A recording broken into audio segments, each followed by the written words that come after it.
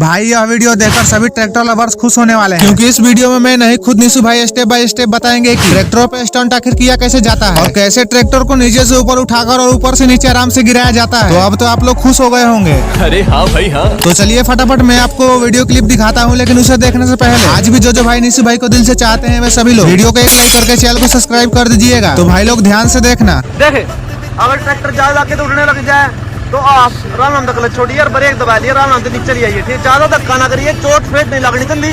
प्यार तय पर हल्की फुल्की ट्राई लेके देख ले, प्यार तय ट्रैक्टर जब आके खड़ा होना शुरू हो जाए, हल्की हल्की क्लच दबा के नीचे उतार लिया, आराम तय चोट नहीं लग जाए।